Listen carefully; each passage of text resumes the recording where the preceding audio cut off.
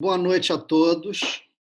Hoje, na Medicina na Era Digital, a gente tem o prazer de contar com a participação da professora Caitlin, do Departamento de Direito da PUC, tá? Que vai conversar com a gente sobre essa relação entre saúde, medicina e a Lei de Proteção de Dados. Eu vou pedir para a Caitlin ela mesma se apresentar, agradecer a presença de todos e principalmente a presença da Caitlin. Caitlin, por favor. Boa noite a todos. Obrigada, Leonardo, pelo convite participar do evento de hoje, da nossa live, em que a gente vai debater uma questão que eu acho que é absolutamente fundamental, sobre essa interlocução entre medicina, saúde, né, e proteção de dados. Eu sou, como o Leonardo já informou, eu sou professora do Departamento de Direito da PUC do Rio. Sou pesquisadora na área de Direito e Tecnologia já há algum tempo. Tenho escrito alguns livros e artigos sobre o tema, sendo que 2 recém-lançados. Eu vou enviar para vocês, mostrar para vocês daqui a pouquinho a capa e mandar para vocês o endereço onde vocês podem comprar o livro. Mas, enfim, a minha área de atuação é justamente nessa, né, de proteção de dados e de inteligência artificial, que, no final das contas, são 2 áreas temáticas ah, das quais, né, a medicina se aproveita bastante. Portanto, a importância de debater, né, a tecnologia, o direito e a medicina é super atual. Eu faço parte, eu sou pesquisadora, coordenadora pesquisadora do Núcleo Legalité da PUC do Rio. Esse núcleo ele foi formado em 2015, 2016.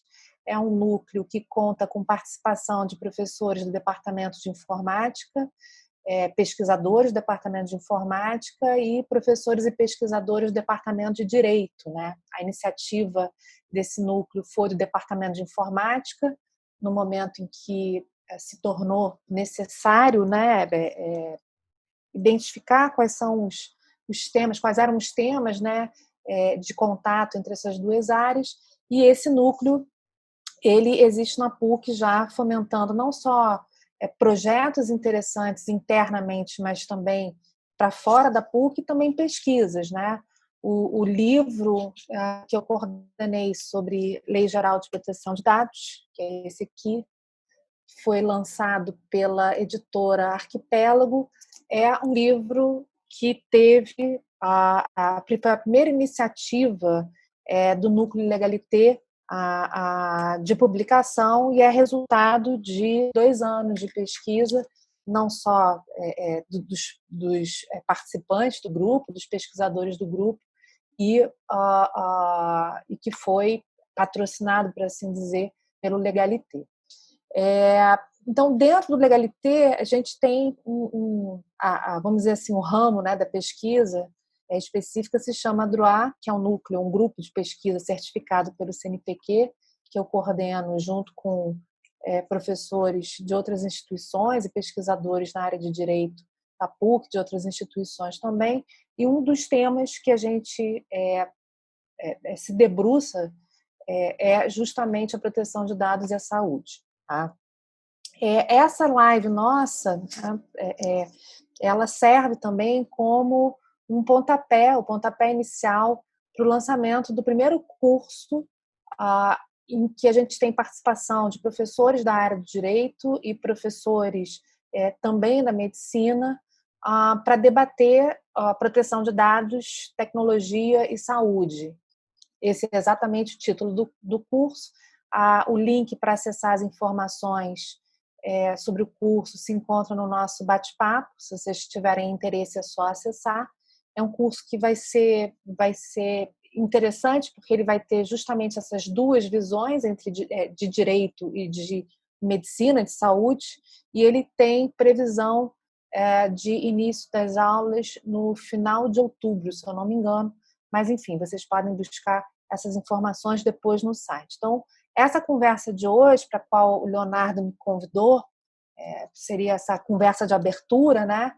Ela é realmente isso, é um papo introdutório para que a gente possa identificar esses pontos de contato, né? Vou trazer alguns conceitos para vocês que são conceitos importantes, né? Para a gente entender como funciona, né? Esse contato entre direito e medicina, direito, tecnologia e medicina, e, portanto, é literalmente isso, um pontapé, né? E, portanto, a gente vai fazer uma conversa, vou trazer para vocês esses conceitos base e depois a gente vai fazer um debate, né? O Leonardo vai falar um pouquinho e a gente vai, como a Isabela já colocou no chat, no bate-papo, a gente vai abrir a possibilidade para um diálogo também com os participantes do evento, desse evento, dessa live. Então, pois bem, qual é a relevância da Lei Geral de Proteção de Dados para uma sociedade, de uma forma geral, e especificamente para a área de medicina e saúde, né? Primeiro, assim, a boa notícia é que dessa semana não passa, como dizem, né? Essa semana é a semana que, em tese, tudo nesse país pode acontecer, mas que, em tese, a Lei Geral de Proteção de Dados estaria ou está, né, entrando em vigor.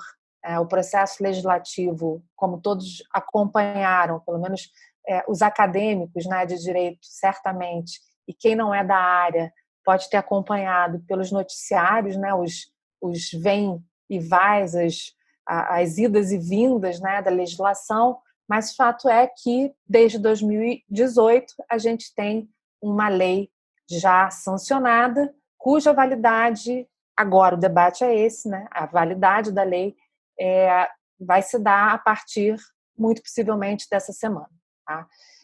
Qual a importância, então, de uma Lei Geral de Proteção de Dados para a nossa sociedade? Bom, para começo de conversa, né, se a gente quiser pensar de um ponto de vista prático, né, todas as sociedades, ou todos os estados, vamos dizer assim, mais avançados, né, eles têm, e, portanto, né, países com os quais o Brasil teria um eventual interesse comercial mesmo, né, tem algum tipo de parâmetro, ou legislação, ou régua de proteção de dados.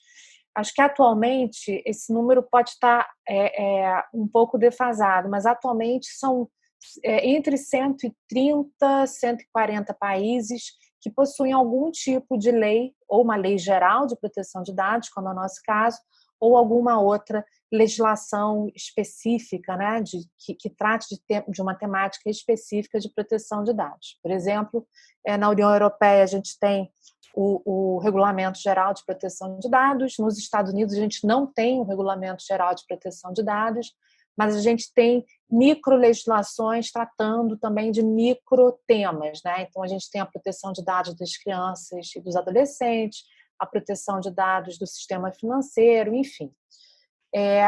Na área de medicina, especificamente, o nosso país ele não tem, quer dizer, o Brasil ele tem, evidentemente, né, toda a regulamentação através das resoluções do Conselho Federal, do Conselho Federal e dos Conselhos Regionais de Medicina, mas, no final das contas, a legislação que vai regular o tratamento de dados na área médica é a Lei Geral de Proteção de Dados, que vai se sobrepor a qualquer resolução anterior que tratasse da temática, ou que trate da temática, né? Mas, voltando à questão da importância, né? A Lei Geral é importante não só, eu comecei pelo fim, né? Não só pela questão comercial, interesse financeiro, mas também do ponto de vista, né, do sujeito, da pessoa que é titular de dados. Essa lei, ou essas leis protecionistas, elas permitem que a pessoa ela tenha a tutela e a promoção da sua privacidade de uma forma bem ampla, né? Para que a partir daí ela possa exercitar uma série de direitos de liberdade que a gente pode considerar desde exercícios públicos, né? Liberdade de expressão, liberdade de voto, liberdade política, como também exercícios de direitos de ordem privada, que dizem respeito ao caso da medicina, é um dos exemplos em que a gente poderia ver a aplicação da tutela desses interesses pessoais. Então, a gente tem uma balança, né?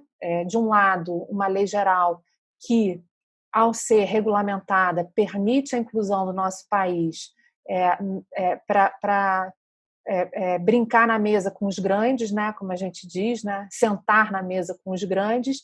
E a gente tem, do outro lado, uma necessidade da proteção, da tutela, da promoção da privacidade, da dignidade das pessoas, dos sujeitos titulares desse dado, para que, com isso, se permita e se alcance o exercício de determinadas liberdades. Bom, dito isso, quais são os conceitos que a gente precisa, né, saber antecipadamente? Óbvio, a lei ela é uma lei que é extensa, não é uma lei gigante, é uma lei que tem um pouco mais de 50 artigos, o que é uma raridade no nosso país, né, das legislações gigantes, principalmente quando a gente pensa de uma lei geral, mas é uma lei relativamente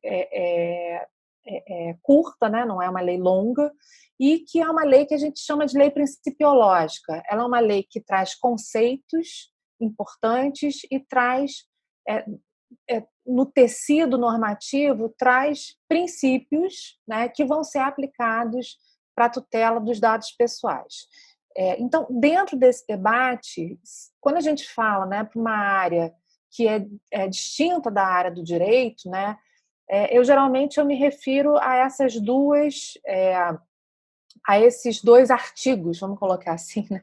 Esses dois artigos que são os artigos mais importantes para quem não é da área do direito entender o que é uma Lei Geral de Proteção de Dados e como ela vai afetar a atividade profissional ou empresarial de todos nós, né? Os artigos 5º e 6º da Lei Geral de Proteção de Dados são os artigos que todos nós devemos saber, todos nós enquanto sociedade, todos nós enquanto sujeitos titulares de direito, né? O artigo 5º, ele traz conceitos, e o artigo 6º, ele traz princípios.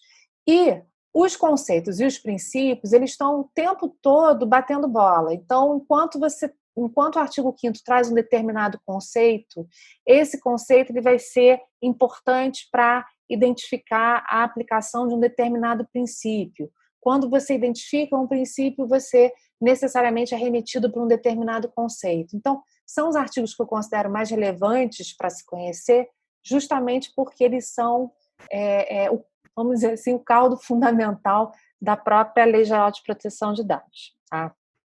Quando eu falo princípios, né, acho que na medicina a gente tem a mesma...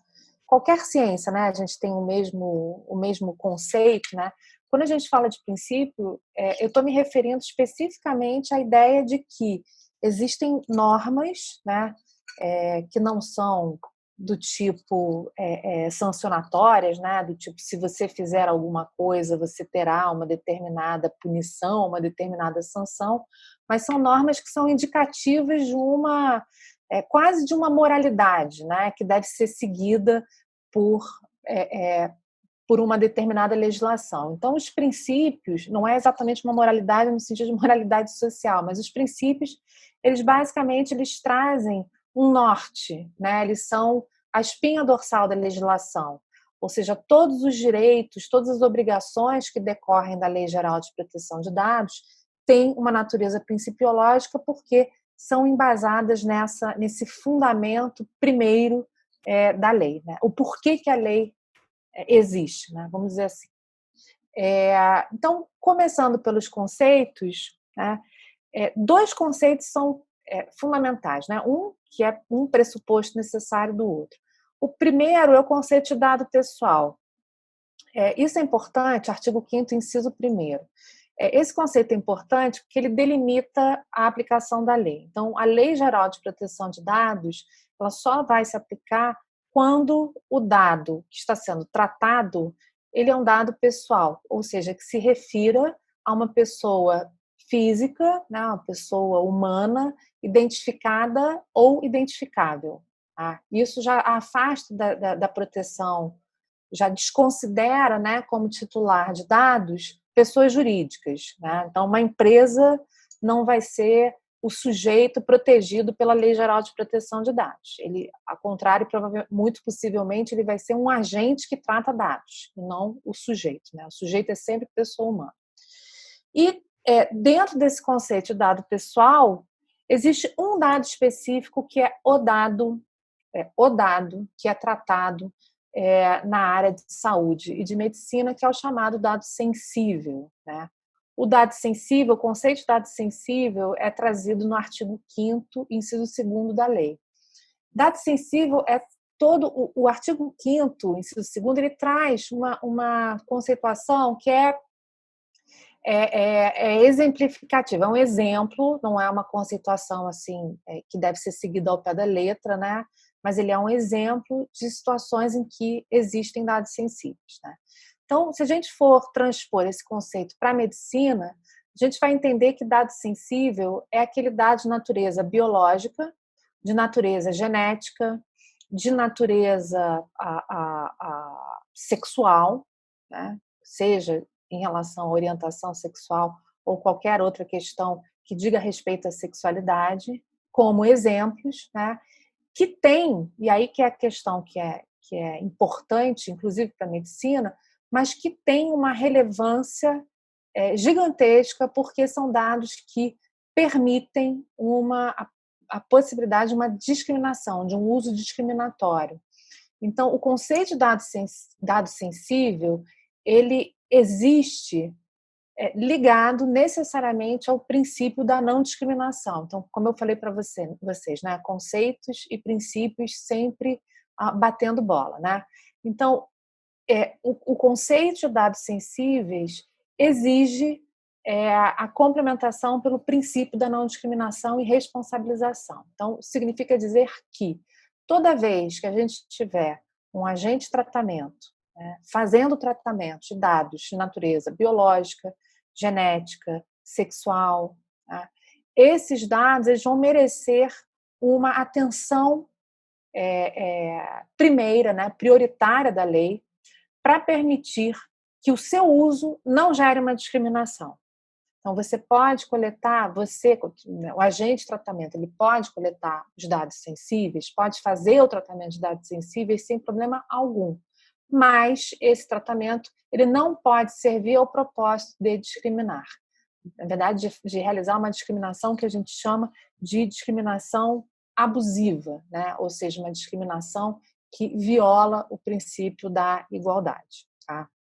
E aí, quando eu falo de tratamento, também outro conceito importante, o artigo 5º da Lei Geral de Proteção de Dados também traz lá no seu inciso 10, se eu não me engano, as hipóteses de tratamento. O que é o tratamento de dados? Então, é uma enormidade de atividades, né, que vão desde coleta dos dados, ou seja, a apreensão dos dados, até a transferência dos dados. Então, toda a cadeia, né, de utilização de dados, desde o momento em que ele é apreendido, desde o momento que ele é coletado até o momento em que ele é eliminado, que ele é transferido, eliminado, todas essas operações elas são consideradas como hipótese de tratamento de dados. Né?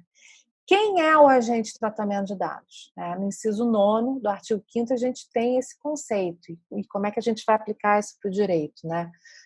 O agente de tratamento de dados é o controlador e o operador e o controlador. Tá?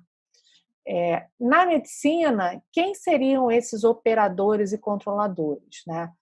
O operador é o sujeito que operacionaliza, né? Ou seja, é o sujeito que realmente, efetivamente, bota a mão na massa.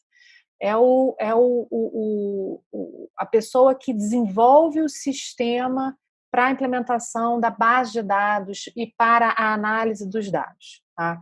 Então, pensando... E o controlador é aquele sujeito que vai se beneficiar diretamente daquele tratamento realizado pelo operador. Então, pensando do ponto de vista prático, né, na medicina, a gente poderia pensar no controlador como sendo um um hospital, tá? E o operador como sendo, por exemplo, vou dar o nome aqui de uma empresa, a IBM. Tá? A IBM sendo contratada por esse hospital para preparar e administrar, gestar uma base de dados biológicos, genéticos, enfim, dados de qualquer natureza, mas especificamente para a medicina, me referindo a esse tipo de dado sensível. Tá? Então, a IBM é a operadora, ela operacionaliza, ela dá a possibilidade, ela é a ferramenta, é um instrumento através do qual se permite o tratamento de dados. E o controlador é o sujeito que vai se beneficiar desse tratamento, de alguma forma. Então, acho que essa o grande o conceito mais fácil, né? A forma mais fácil da gente ilustrar a diferença entre controlador e operador. Mas, pois bem, então, do ponto de vista da aplicação da Lei Geral de Proteção de Dados, tanto faz se você é o hospital, o Copastar ou a IBM, tá? Tanto faz, porque do ponto de vista do titular de dados, que é a pessoa física, a pessoa humana, qualquer um dos dois, seja o operador, seja o controlador, tem que seguir as regras de proteção de dados previstas na lei.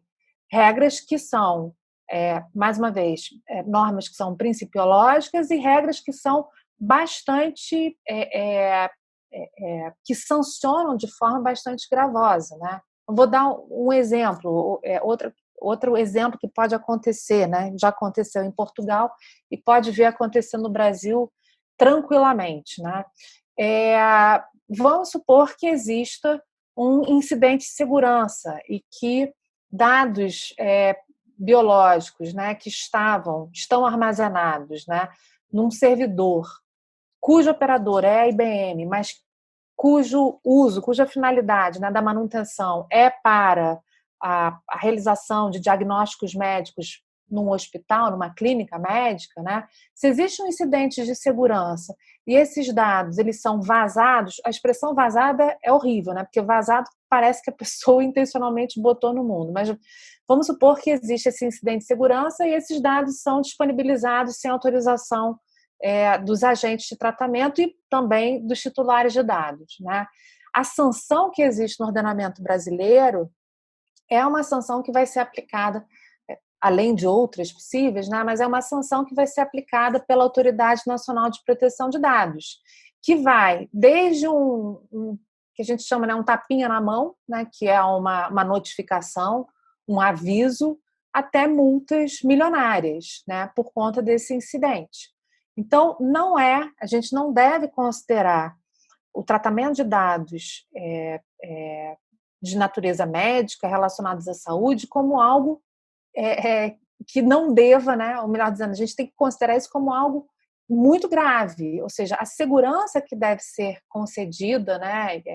Todos os níveis de segurança que devem ser concedidos no tratamento de dados de natureza médica tem que ser em altíssimo nível, justamente porque esses dados eles têm uma natureza sensível, potencialmente discriminatórias e, uma vez reconhecidos, podem gerar consequências gravosas para os titulares de dados. E aí eu trago para vocês 2 exemplos que não aconteceram no país, mas, mais uma vez, que muito bem poderiam acontecer aqui.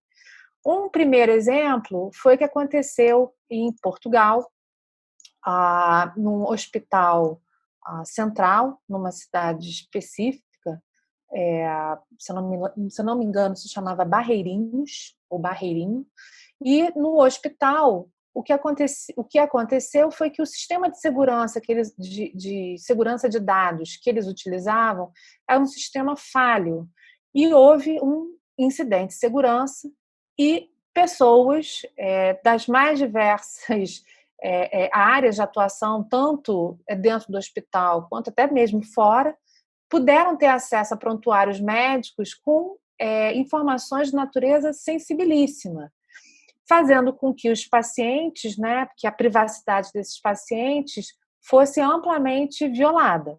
Né? O que aconteceu foi que a Autoridade Portuguesa de Proteção de Dados estabeleceu uma multa bastante penosa para o hospital por conta desse incidente de segurança. Então, esse é um exemplo que, sinceramente, eu vejo como muito possível de acontecer no nosso país, quando a gente pensa, né, nas situações, nas hipóteses de prontuários eletrônicos, né, que são, antigamente, os médicos, ainda hoje existe, Leonardo pode me corrigir, mas os documentos hoje são inseridos dentro de um sistema que é gestado, gerido por uma base de dados. Antigamente era papel, né? Você colocava tudo no papel, se perdesse aquele prontuário já era. Hoje é tudo gerido por sistemas e bases de dados que, de alguma forma, estão ou podem estar conectadas a outras bases, compartilhando dados, todos eles de natureza sensível. Então, esse foi um caso que aconteceu em Barreirinhos. O outro caso, que aconteceu na Austrália, esse eu reputo como um caso, não vou falar que é mais grave, mas muito mais severo, porque foi um caso que teve a ver, né, com doação de sangue, que já é uma área que é bastante, não é, né, uma das áreas mais fáceis da gente tratar, né, se referir, mas já aconteceu que pacientes, né, que doavam, voluntários, né, que doaram sangue, tiveram dados relacionados ao sangue por eles doado, a condutas sexualmente considerada como sexualmente de risco, né? Então, basicamente, o que acontecia foi que a pessoa, quando ia realizar a doação de sangue, respondia um questionário, vamos combinar, de natureza também sensível, sensibilíssima, respondia um questionário indicando a condutas, né, que poderiam ser consideradas como sexualmente de risco, né? Condutas de risco sexuais, né? Então, eram perguntas muito específicas, do gênero: você manteve relação sexual com parceiro sem uso de preservativo? E outras, né? Essa foi a mais simples, mas outras com uma natureza muito mais sensível, né? Fato é que, mais uma vez, incidente de segurança, e essas informações elas foram disponibilizadas e chegou-se ao conhecimento de uma as pessoas foram categorizadas, existe uma categoria de pessoas de risco sexual e sem risco sexual. E isso, de fato, é algo que implica, né, não só numa discriminação, mas num eventual dano, né, severo à privacidade. Tá? Bom, eu já estou aqui com o tempo já quase acabando, né? E eu só queria me referir agora a 4 princípios, né, que eu considero que são os da Lei, né, Geral de Proteção de Dados, que eu considero que são os mais relevantes em todas as áreas, na área da medicina especialmente. Tá? E por que eu estou falando especialmente na área da medicina? Porque justamente a gente está tratando com dados sensíveis, né? Então, o que é importante? Todo mundo que está atuando, rapidamente, voltando um pouco atrás, todo mundo que atua na área médica, na área da saúde, tem que fazer um levantamento, né, antecipado de quais são os dados com os quais se trabalha, né? Que tipos de dados o hospital, o médico, o laboratório utiliza, coleta, trata, transfere, compartilha. A partir da análise desses dados, tem que ser feito um relatório de impacto, né? Esse relatório de impacto é um relatório que basicamente vai investigar quais são os riscos decorrentes do tratamento daqueles dados. Então, você tem que identificar os dados que são utilizados, como esses dados são utilizados, quais são os riscos relacionados ao uso desses dados. Feita essa primeira análise, estou falando muito resumidamente, tá? Feita essa primeira análise, já vai ser possível se identificar quais são as medidas de segurança que devem ser tomadas para evitar qualquer tipo de incidente relacionado ao uso desses dados. Tá? Então, tendo em mente a necessidade de fazer, né, de se realizar esse relatório de impacto, né, na proteção dos dados, eu considero que existem esses 4 princípios que são mais relevantes. Né? Se eu não me engano, são 10 princípios que a Lei Geral traz, né, que são essa espinha dorsal da lei, mas eu enumerei esses 4. O primeiro que a gente já se referiu, que é o princípio da não discriminação. é proibido o uso de dados e o tratamento de dados que impliquem na violação do princípio da igualdade. Tá? Então, você não pode, o agente de tratamento não pode usar dados que gerem como efeito o seu uso discriminatório, ou seja, a separação ou a discriminação, na verdade, que é abusiva. Né? Segundo princípio, finalidade. Deve ficar evidente para o paciente, por exemplo, na relação médico-paciente, deve ficar evidente para o paciente para o que aqueles dados estão sendo coletados, né? Onde eles estão sendo armazenados, para que essa informação é relevante. Né? É claro que quando a gente está falando de dados médicos, até um diagnóstico, todo dado é relevante, né? Mas, a princípio, essa informação, né, que vai ser dada, né, e vai ser, na verdade, vai ser complementada através de um consentimento informado do paciente, mas essa informação sobre a finalidade da coleta dos dados, ela é absolutamente relevante para que haja esse consentimento, ou seja, para que o paciente fale para o médico, não, tudo bem, ótimo, pode usar esses meus dados, você tem a minha autorização. Segundo princípio, na verdade são dois, né? É o princípio da necessidade e da minimização, significando dizer que a gente só deve, e aí se aplica perfeitamente tanto na área de medicina quanto da saúde, de uma forma geral, só deve ser permitido o tratamento de dados que são absolutamente necessários para a finalidade. E esses dados eles têm que ser, portanto, mínimos. Eles não podem ser dados que não sejam relevantes para a atividade que se visa realizar com o tratamento de dados. Tá? E o último princípio é o princípio da temporalidade, ou seja, os dados eles têm o tratamento de dados eles têm início, meio e fim. A gente não pode pensar em dados médicos, por exemplo, que se perpetuem. Ao final de um tratamento, ao final da realização de determinada finalidade, né, pelo médico, esses dados eles podem ser descartados, né, ou excluídos. Existem formas específicas para essa exclusão, mas basicamente esses 4 princípios são princípios relevantes para a área médica de saúde especificamente. Tá? Então, tem muito mais coisa para a gente falar, mas acho que esse é o primeiro contato importante com essa temática. E uma das situações, né, uma das hipóteses relevantes para a gente estudar a medicina hoje é o fato de que os dados médicos são utilizados muito habitualmente, hoje especialmente, como insumo de sistemas de inteligência artificial. Né? Os sistemas de inteligência artificial são utilizados, vários, né? Inúmeros, tem exemplos e mais exemplos. Eu acho que o Watson da IBM é o mais conhecido, né, no tratamento de câncer, né? Mas existem outros.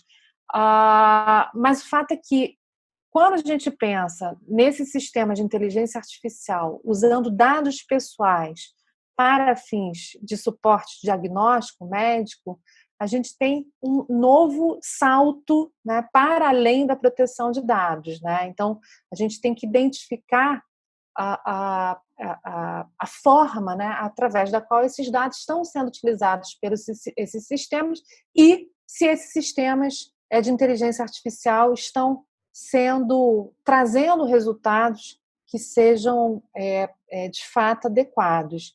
E aí eu vou provocar o Leonardo, se ele me permitir, vou provocar o Leonardo, que a área dele é justamente na pesquisa, né, em inteligência artificial aplicada à medicina. E aí uma pergunta que eu acho que é uma pergunta que interessa a todos, né? A gente verifica que hoje, durante esse processo pandêmico que a gente vem vivenciando, né, que os dados estão sendo coletados, né, para fins de rastreamento, pesquisa, a identificação de isolamento social, enfim. Então, Leonardo, eu queria ouvir um pouco você a respeito do uso desses dados, né, por meio desses sistemas. A minha impressão é que esses dados, às vezes, eles não são utilizados da maneira mais adequada para fins não só de diagnóstico, mas também de tomadas de posição no que diz respeito a políticas públicas na área de saúde. Você quer entrar para comentar isso? Sim. Eu acho o tema fascinante, porque a gente vai ouvindo e a gente vai pensando nas situações que o médico vivencia dia a dia e nossa cultura com os dados dos pacientes, né? Porque a gente tem uma cultura de confiança mútua entre os profissionais, né? Então a gente não tem ideia de o quanto a gente burla a questão da privacidade dos dados dos nossos pacientes, né? Então eu fico pensando em cada etapa dentro de um hospital, como nós ou todos os profissionais da saúde eles estão infringindo a nova lei. Então, existe uma questão cultural que é muito importante de discutir e se pensar, porque são vários itens, né? Então, pegando esses dois itens, sempre é bom pensar como exemplo, né? Vou falar de dois exemplos que me chamam a atenção. Que foi o problema da querida hidroxicloroquina, né? Então, houve os dois primeiros artigos que saíram nas duas revistas mais importantes, que causaram impacto pelos resultados negativos. Depois, houve críticas em cima dos dados. E quando você vai ler as respostas ou os questionamentos, você vê muito claramente que aqueles foram dados que foram comprados por uma empresa com alcance mundial e os dados eram ruins. Então, esse problema a gente vai se deparar, porque, primeiro, que a fonte de dados são os prontuários eletrônicos. Os prontuários eletrônicos não foram feitos para médicos, não foram feitos para os pacientes, foram feitos para o gestor, né? Então, esses dados, eu acredito que a gente vai ter um problema, it's a guess. Eu acho que a gente vai ter problema nesses primeiros dados, como teve problema com o Watson, né? O Watson ele apareceu como o salvador da pátria para os médicos, e foi um verdadeiro fracasso comercial.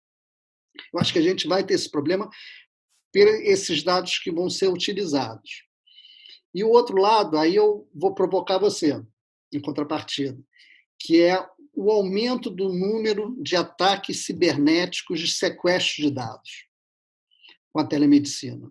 Então, é uma verdadeira epidemia nos Estados Unidos hoje em dia. Então, o hackers ou seja, mesmo até estados, a gente não sabe quem são, eles sequestram os dados e eles só liberam os dados para a empresa que é proprietária se essa empresa pagar essa quantia, né?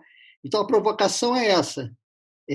A lei, ela, na verdade, aí eu acho que é onde que se comunica o direito e a medicina, que são coisas humanas, ela vai ter uma interface ali que são as empresas, que elas não representam nem os médicos e nem os pacientes, que são seguradoras e as empresas que prestam serviço para a saúde.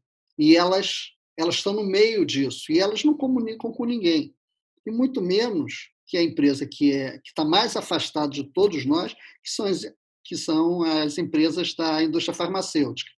Essas não conversam com ninguém, né? Eu tenho um exemplo, eu fiz um curso de gestão na saúde, e conversando com a coordenadora, ela é coordenadora há muitos anos, e ela estava me falando que durante todos os anos que ela era coordenadora, nunca a indústria farmacêutica ela participou de algum curso.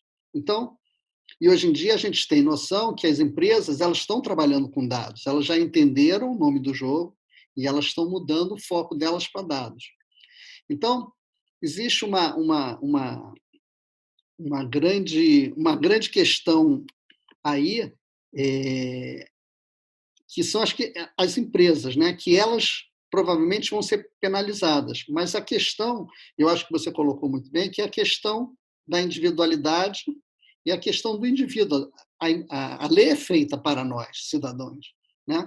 E as empresas estão nesse meio do caminho. Então, eu vou provocar você isso, quer dizer, como é que você vê essa questão? Quer dizer, como é que a gente vai, basicamente, que eu acho é o seguinte, como é que a gente vai educar os médicos, os profissionais de saúde, os pacientes, com essa nova lei, que ela é realmente muito importante? Vou dar uma resposta comparativa. Tá? Vou falar do Código de Defesa do Consumidor. Tá? O Código de Defesa do Consumidor é de 1990. Tá? Eu ainda não era nascida. Então, em 1990, dizem, né? Eu ainda não era nascida para o mundo do direito, dizem que a lei demorou 10 anos para pegar. Sabe aquela história que a gente tem no Brasil, a lei que pega e que não pega? Então, o Código de Defesa do Consumidor foi dessas leis que pegou em 10 anos. Por quê? Foi necessário se criar um caldo, uma cultura relacionada à proteção do consumo, né? Até até você ter, né, o cidadão, a pessoa no meio da rua, o consumidor, né, ter a capacidade de reconhecer quais são os direitos, né, a que ele faz jus, ou fazia jus, né, isso demorou. Eu acho que a gente vai também passar por esse processo de educação, de criação, né, de uma cultura de proteção de dados, mas eu acredito que não vai demorar 10 anos, porque a nossa sociedade ela já está, de alguma forma, preparada por conta de todos os debates, dos debates públicos mesmos, né? Mesmo que são realizados já há bastante tempo sobre proteção de dados. Né? Então, eu concordo com você, é uma questão de educação, né? Educação para a proteção de dados, e é algo que essa educação vai ter que perpassar todos os atores que atuam, né, na área da medicina e da saúde para compreenderem, né, o que significa proteção de dados, né? E aí que vai entrar, ou que vão entrar os protocolos relacionados à proteção de dados na área de saúde, na área médica, que vão ser muito possivelmente embasados em resoluções do Conselho Federal de Medicina, dos conselhos regionais, que já têm alguma cultura de proteção de dados, mas que vão ser referendados ou alterados ou ampliados por meio de resoluções da Autoridade Nacional de Proteção de Dados. Então, o que é que essa autoridade vai fazer? Provavelmente vai, esperamos, né, consultar médicos, indústrias farmacêuticas, operadores como o IBM, Serasas, enfim, da vida, vai trazer para consulta médicos, hospitais, pacientes, e esse grande debate público vai gerar, ao final, um documento que vai orientar a conduta, a relação médico-paciente, hospital, farmácias, etc., no que diz respeito à proteção de dados. Porque agora não adianta a gente, essa semana, lei entrando em vigor, se entrar em desespero. Há tempo, né? Teremos tempo para nos adaptar. É bom que nesse meio tempo não aconteça nenhum incidente de segurança, né? Torçamos para que isso não aconteça, porque senão as sanções, não as administrativas que estão não só ano que vem que estão em vigor, mas sanções como danos causados às pessoas, responsabilidades vão ser estabelecidas, né? Mas também não é essa sangria desatada, como diria minha mãe. A gente pode ir com calma, a gente pode começar a construção dessa cultura, né, de proteção de dados na área médica, na área de saúde, agora, eu acho que bastante através desse debate que a gente está fazendo, de debates públicos, chamar pessoas das mais diversas áreas, né? Conversar para entender o que a área médica, o que a área da saúde precisa para operacionalizar a sua atividade, né? Porque também não adianta a gente ter um nível de segurança e de proteção dos dados das pessoas que impeça o desenvolvimento da atividade médica ou de qualquer atividade na área de saúde. Então já vão ficar dois mudos, um falando com o outro, dois surdos falando um com o outro, ninguém entendendo nada, né? Então, é necessário esse diálogo justamente para a compreensão de quais atividades são desenvolvidas na área de medicina, na área de saúde, que tratam dados, que tipos de dados são esses, se deve haver algum tipo de tratamento diferenciado, tratamento legal, jurídico, diferenciado para a área de saúde, enfim, para que a gente possa caminhar juntos. Agora, você falou uma coisa, Leonardo, que eu acho que é o cerne da questão, que é o fato de que quem comanda, no final das contas, o interesse por trás da manutenção de uma base de dados da área médica, né, de dados de saúde, né, biológicos, genéticos, enfim, sexuais, acho que o interesse, infelizmente, vai estar na mão das grandes corporações. Não é à toa que a Alphabet, que é a empresa, a holding, né, do Google, da Google, construiu o Google Health, né, que é o sistema de inteligência artificial da Google. Né? Por que eles fizeram isso? Né? Certamente há um interesse econômico gigantesco por trás. Né? Sistemas que são bem alimentados por bons dados, coisa que não aconteceu, né, no caso da pesquisa da hidroxicloroquina, mas se você tem bons sistemas desenvolvidos com aprendizado de máquinas, com bons dados sendo imputados nesses sistemas, os resultados serão tremendos. E para uma indústria, né, para grandes empresas multinacionais que trabalham com esse tipo de tecnologia, isso vai ser da mais completa importância. Então, a gente tem que saber distinguir, né, a quem interessa também, né, os dados ao final das contas. Né? É claro, aos indivíduos que têm que ter protegido essa privacidade, mas também a um terceiro que está acima do médico, acima do hospital, que é quem manda, né? Quem tem o dinheiro para desenvolver tecnologias aplicadas na área de saúde.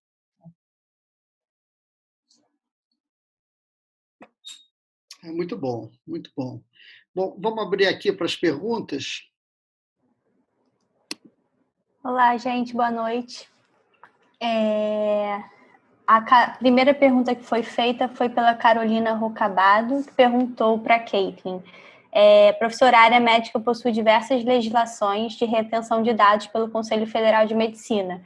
E aí eu acho que o que ela quer te perguntar você falou do princípio da temporalidade, né? Que o tratamento tem início, meio e fim. E aí, provavelmente, como é que vai, entre algum tipo de conflito em relação a essas resoluções? Qual obrigação ela vai ter que cumprir? Então, a gente tem, a partir do momento, Caroline, a partir do momento, eu brinco, né, que toda Carolina e Carolina nasce Carol, né? Então, perdão daí da intimidade. Mas, Caroline, a primeira questão que a gente tem que considerar é que, a partir do momento em que a lei geral entrar em vigor essa semana, todas as resoluções anteriores, resoluções, né, de conselhos anteriores, elas vão ter que ser readaptadas, readequadas para estar em conformidade com a lei. As que eu tenho conhecimento estão em conformidade. Eu não vi nada assim que seja tão violador assim da lei. Nesse meio do caminho, vamos dizer assim, né, entre lei geral e ou implementação, né, vigência da lei geral e a existência de resoluções anteriores, as resoluções elas vão ser aplicadas, né? Agora, a partir de amanhã, por exemplo, a gente vai ter necessariamente uma lei geral de proteção de dados super ampla, né, que vai precisar justamente de um posicionamento dos conselhos para corregular, vamos dizer assim, né? Para que haja uma corregulação, não só, né, dos interesses, né, nacionais através da lei, mas também dos interesses específicos na atuação médica. Né? Então, o cuidado que eu acho que deve-se ter, e isso também é uma questão importante, né? Deixar claro, né? As resoluções de conselhos, de qualquer natureza, tá? Seja conselho médico, conselho de engenharia, conselho de advogado, que a gente chama de OAB, né? Essas resoluções, elas têm uma natureza de dentro para dentro, né? Elas são resoluções que têm uma natureza deontológica, são orientações que vão ser direcionadas para aquele determinado público. Então, essas resoluções elas não podem, de forma alguma, se sobrepor a interesses nacionais estabelecidos numa lei. Tá? Então, o que eu quero dizer com isso é que, enquanto resolução, as partes que vão estar naquela relação de proteção de dados, as orientações, né, são relacionadas àquelas partes e as sanções são internas. Então, um médico, por exemplo, que não atua conforme uma resolução, ele vai ter como sanção a cassação do seu direito de atuação profissional, né? Imagino que seja a ultimíssima sanção. Na OAB é a ultimíssima sanção, né? A expulsão da ordem. Então, tem que se pensar também que essa proteção, as sanções relacionadas à violação de dados, né, vão muito além da relação médico-paciente, né? Vão muito além. Tem um peso na sociedade que ultrapassa a relação médico-paciente. Não sei se eu consegui te responder, Caroline.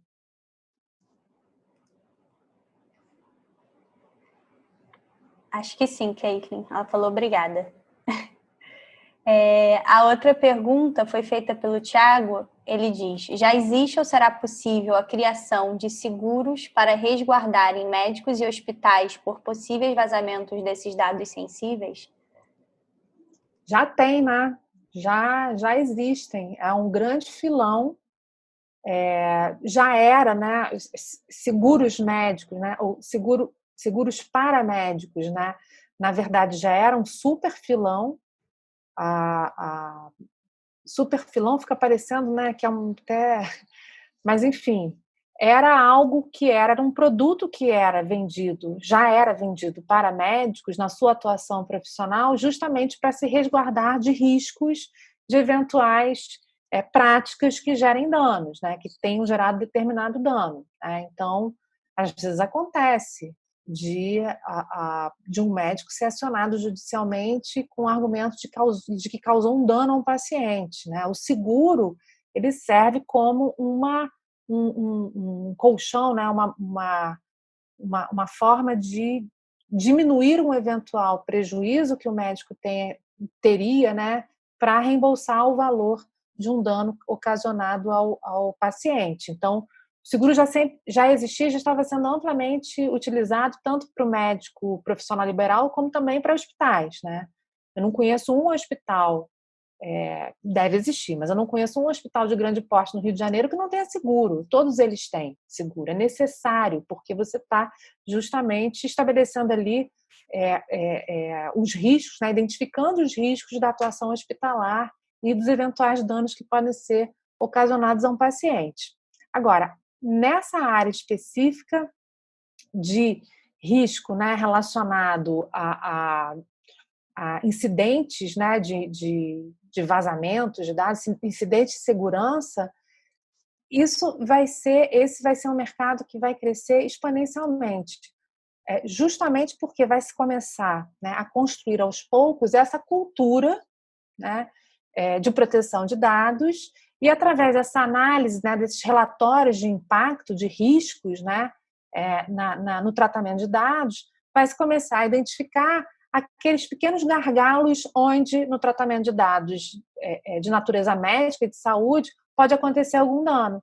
Então, o que o seguro faz? O seguro nada mais faz do que antecipar esses danos, calcular antecipadamente o valor desses danos e cobrar do hospital, do médico, de quem for o agente de tratamento de dados, um valor por essa proteção, vamos dizer assim. Né? Então, sem dúvida alguma, é um supermercado. outra pergunta que foi feita foi pela Márcia, que é quando a lei entra em vigor. Mas acho que você chegou a comentar. Tipo hoje, Márcia, a gente está esperando a sanção ou o veto, explicando rapidamente como é que foi o processo legislativo, né? Eu não vou entrar em minúcias, mas a última fase do processo legislativo foi que no Senado a medida provisória, né, que estabelecia a vigência da lei, resumidamente, tá? Tecnicamente não é isso, mas essa medida provisória ela teve retirada do seu texto o artigo que tratava justamente sobre o prazo de vigência da Lei Geral de Proteção de Dados, que seria em dezembro, né, começaria, na verdade, no dia 1º de janeiro de 2021. Só que esse artigo foi retirado. E aí perdeu-se, né, portanto, o objeto dessa medida provisória no que diz respeito ao prazo da Lei Geral. Essa medida provisória ela foi convertida num projeto de lei do Senado, que é encaminhado à Presidência da República, que tem um prazo de 15 dias úteis para sancionar ou vetar essa lei. Tá? De qualquer forma, se sanciona ou veta, para a lei geral, no que diz respeito à Lei Geral de Proteção de Dados, não traz muita diferença se houver sanção ou veto, porque o que aconteceu concretamente é que o artigo que tratava da lei geral já foi tirado de dentro desse texto. Então, quando o presidente Bolsonaro sancionar ou vetar, é só o último ato formal que vai confirmar a vigência da lei imediata. Né? Eu tenho uma opinião muito diferente da grande maioria das pessoas, mas como essa canetada do presidente Bolsonaro simplesmente vai referendar uma situação de fato que já existe, para mim, e essa canetada tem um efeito que é um efeito retroativo, né? Para mim, a lei já está em vigor desde agosto de 2020. Já está em vigor. Mas isso é super polêmico. Mas por que eu falei que entra em vigor essa semana? Porque nessa semana batem os 15 dias úteis, né, para que o presidente sancione ou vete a lei. Beleza. Outra pergunta foi feita pela Suzana Kipper. Ela diz, professora, podemos dizer que num hospital, por exemplo, podemos ter ao mesmo tempo operadores, pessoa jurídica, como o seu exemplo da IBM, que operacionaliza os dados no sistema, e ao mesmo tempo operador, pessoa física, por exemplo, quem coleta as informações diretamente com o paciente? Então, Suzana, o operador, ele pode ser considerado a tanto pessoa jurídica quanto pessoa física. O operador é todo aquele que, como você disse, operacionaliza os dados, né? Ou seja, todo aquele que realiza alguma daquelas condutas previstas no tratamento de dados, naquele conceito amplo de tratamento de dados do artigo 5º, inciso 10. Então, tanto uma pessoa jurídica quanto uma pessoa física podem ser operadores. Agora, o operador, né, por exemplo, no hospital, o operador é o sujeito que vai ser responsável pela gestão da base de dados.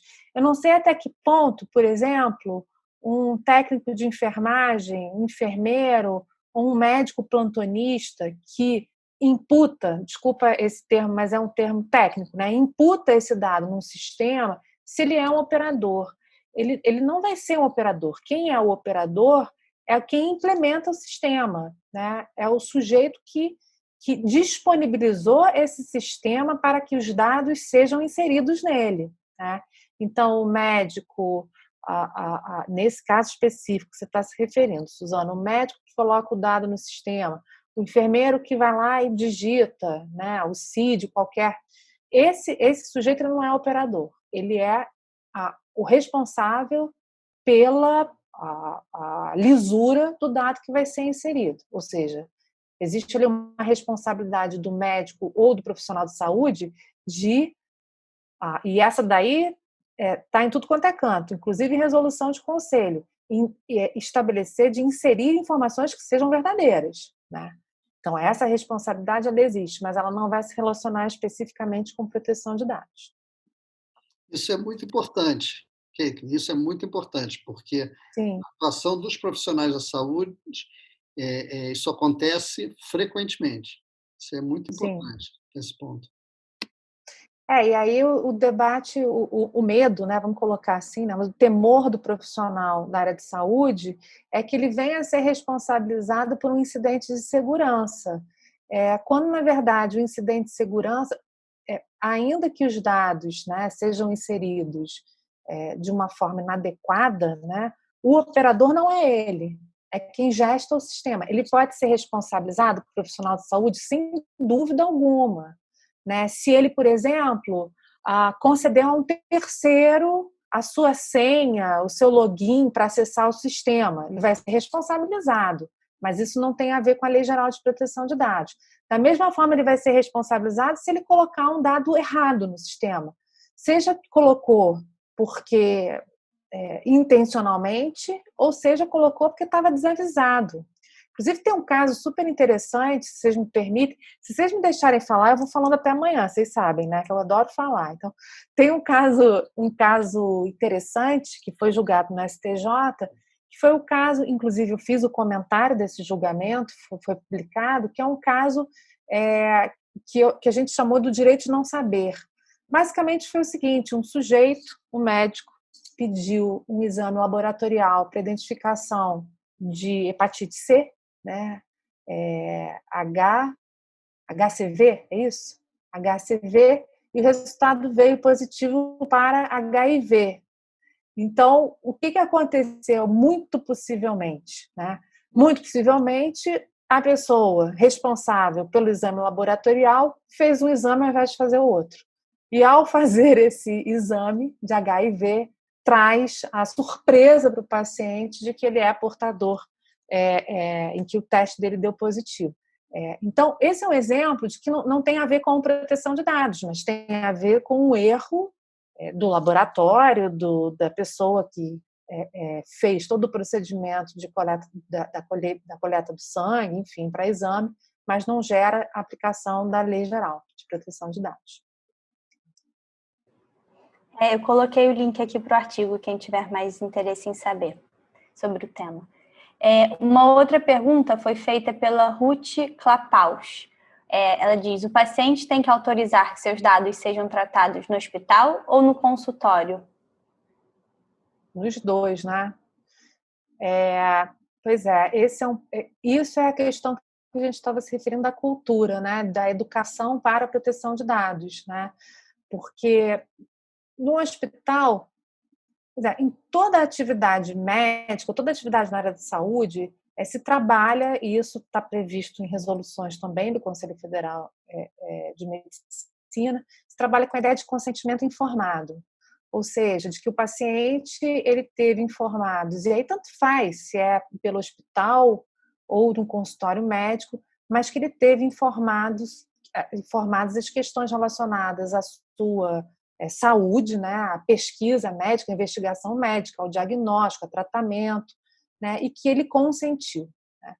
Então, a ideia de consentimento informado na medicina, na bioética, é transplantada para a proteção de dados. É exatamente o mesmo conceito. Então, o paciente que tem que consentir com o tratamento é esse mesmo sujeito que vai ter que consentir com o tratamento médico, né? É o mesmo sujeito que vai ter que consentir com o tratamento de dados.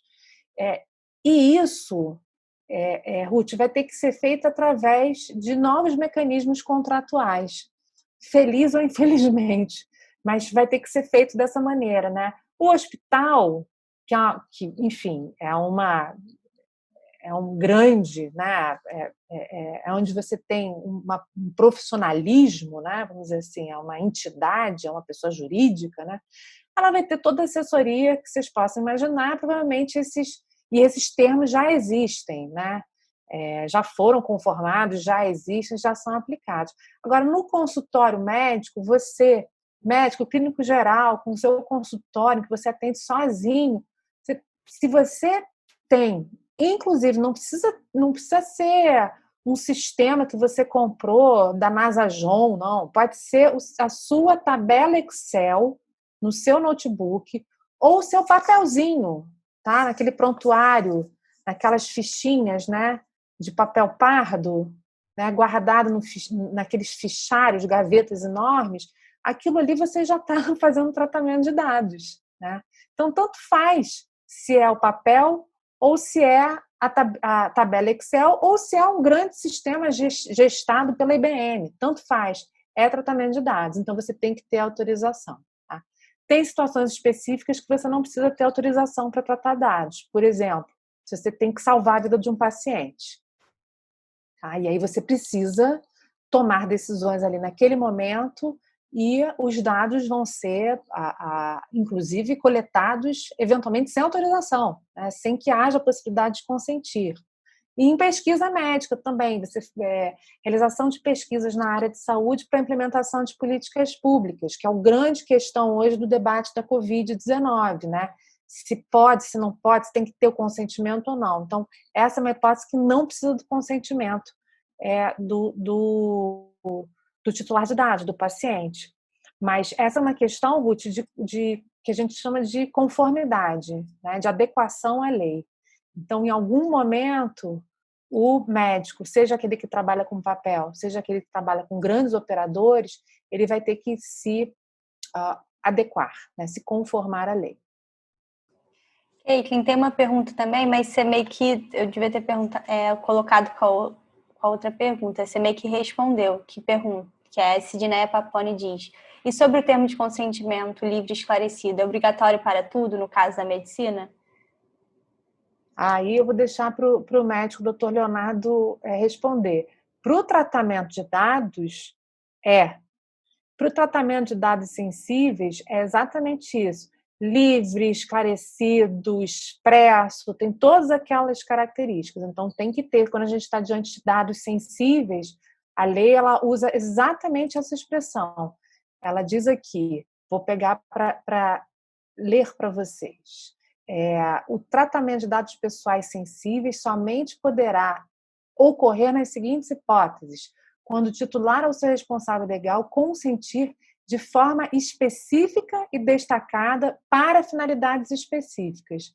Então, assim, se está falando de dado sensível, então é basicamente o mesmo conceito que a gente tem do biodireito, da bioética, enfim, dos princípios deontológicos aí da medicina, de que é um consentimento informado, né? Mas, Leonardo, para tudo tem que ter consentimento? Não, vou responder de uma forma bem geral. Basicamente é quando você vai fazer algum tipo de procedimento, tá? De exame, colonoscopia, endoscopia, anestesia, cirurgia, né? Basicamente é esse. Eu como clínico, eu nunca fiz o consentimento para qualquer tipo de atividade, porque minha atividade é consulta. Então, basicamente, é quando há algum tipo de procedimento, de uma forma geral, né? Maravilha. Agora o Paulo faz uma pergunta para o Leonardo. Leonardo, você vê a aplicação da LGPD como uma oportunidade para os hospitais e clínicas mudarem seus prontuários? Quais seriam as principais mudanças? Na sua opinião, quais são os principais desafios que os profissionais da saúde, por exemplo, médicos e dentistas que trabalham em consultórios, esses profissionais autônomos são os mais vulneráveis no momento em relação a possíveis vazamentos de dados? Eu acho que eu não acredito no curto nem no médio prazo, mas no longo prazo eu acho que vai mudar, né? O PH vai adorar, mas eu acho que vai entrar o blockchain. Isso aí é inevitável. Eu acho que o blockchain, esse tipo de tecnologia, tem uma relação muito interessante com a medicina. Então, isso eu acho que é uma forma inevitável que vai entrar. Eu acho que isso aí, voltando àquela conversa com a Caitlin, eu acho que isso vai privilegiar aos indivíduos, aos cidadãos, blockchain, não um prontuário eletrônico, não é feito para ele. Em relação do consultório, eu acho que sim. Eu tenho um pouco de dúvida também, porque você não tem, principalmente aqui no Brasil, não é todo consultório, ou seja de dentista ou de médico, que tem um sistema de informação. Tá? Então, eu acho que também, de novo, no curto prazo, eu acho que não vai mudar, mas o que eu acho é que, eu acho mais rapidamente a cultura vai mudar. Tá? Eu acho que ela vai mudar por essas histórias que a gente ouve, que a Caitlin estava colocando esses estudos de caso, né? Essas multas enormes, isso assusta muito. Tá? Essa questão do médico poder ser responsabilizado. Então, ele vai ficar com muito medo. Então, eu acho que o que vai mudar é a cultura, isso de uma forma mais rápida. Em termos de tecnologias, eu acho que isso demora mais um pouco. E se eles são os. Eu não acho que eles. Eu acho que, no primeiro momento, quem vai ser mais vulnerável vão ser as corporações. E, posteriormente, não. Como eu falei, é muito bom ficar ouvindo sobre a lei geral. Eu acho que isso vai voltar para os nossos conselhos, né, dos profissionais da saúde. Vai ter uma discussão interessante ali. Então, eu acho que, num primeiro momento, eu não consigo ver, não. Eu acho que as corporações elas vão ficar ameaçadas. Uma outra pergunta feita pela Ruth Clapaus. Ela diz: quando o paciente pede um relatório para o plano de saúde, a orientação do CRM é fazer mediante pedido ou consentimento do paciente? Eu não sei se a pergunta é feita para o Leonardo ou para a Caitlin. É uma afirmação, né? Eu acho que quando a gente tem, foi um comentário, ela colocou aqui, quando a gente tem realmente. E essa, Ruth, é a questão nodal, né? Que o que acontece necessariamente, né? São relações que são conectadas. É a relação do médico com o paciente, tratamento hospitalar, o plano de saúde ou o seguro de saúde, o reembolso, a família. Então, na verdade, a gente tem uma rede intricada de pessoas, né, numa mesma relação. Então, como é que funciona, né, esse compartilhamento de dados, né? Às vezes a gente tem sempre a gente tem um exemplo paradigma que é das indústrias farmacêuticas, né? Tem até um videozinho engraçadinho, né, do sujeito que vai na farmácia comprar o remédio e é pedido o CPF dele. Para que é o CPF? Para informar a indústria farmacêutica e informar o plano, o seguro de saúde, né? Então, nesse movimento todo, com vários atores, você vê compartilhamento de dados que violam não só a privacidade, mas os próprios princípios relacionados à proteção de dados, né? Então, então, esse compartilhamento, esse consentimento, né, ele tem que ser dado para tudo, né? Não como Leonardo, não para tudo no que diz respeito ao atendimento médico, né? Mas eu digo assim, em relação ao compartilhamento, tem que ser dado. Então, por exemplo, se o Leonardo, obviamente, a gente está falando também de uma relação que tem que está protegido por um sigilo profissional, né? Mas vamos supor que o Leonardo tenha um dado de um paciente que seja, assim, um paradigma e que ele tenha um interesse em compartilhar esse dado para fazer algum tipo de pesquisa na área de saúde, entendeu? Ele tem que ter autorização, esse consentimento ele tem que ser informado, porque senão ele não vai poder fazer esse compartilhamento do dado, também protegido por conta do sigilo profissional exigido, né? Então, acho que o conceito de consentimento vai ser muito importante mesmo para a proteção dos médicos, né? E pode até demorar um pouquinho para se adaptar, e pode até demorar um pouquinho para as pessoas se acostumarem à ideia, né? E não virar mais um formulário a ser preenchido, né? Mas virar uma explicação realmente sobre a importância de proteção. Mais uma vez a gente cai na educação, não tem jeito. Eu tenho um exemplo que é impressionante. A indústria que produz a Novalgina, ela não sabe quanto ela vende de Novalgina. Então, imagina quanto um CPF não é importante para essa empresa. Esse simples dado da nota fiscal na farmácia, e como aqui, a gente vive isso, né? A gente vai na farmácia, eles perguntam se a gente tem plano de saúde, perguntam do CPF, né? Então, quanto não custa isso, né? Esse dado, né? Custa muito. E quando você casa com indústria farmacêutica, plano de saúde, mais ainda. Pessoal, não temos mais perguntas, apenas comentários aqui, mas acho que a aula foi super interessante. Pelos comentários e eu pessoalmente também achei. Olha, eu queria agradecer a todos, agradecer a Isabela, a Caitlin, ao pessoal que participou, e avisar que a gente vai ter, daqui a 15 dias, a gente vai ter uma segunda rodada. Dessa vez a gente vai discutir telemedicina, que dessa vez serei eu e a Paula, que também é da área do direito. Ela tem um livro da relação médico-paciente, o respeito à autonomia do paciente e a responsabilidade civil do médico pelo dever de informar. É a Paula Moura, e a gente deve ter uma boa discussão. Tá? Então, a gente tem essas 3 lives que a gente vai fazer antes do curso, para a gente conversar e poder todo mundo entender. Eu agradeço todo mundo, boa noite a todos e até a próxima.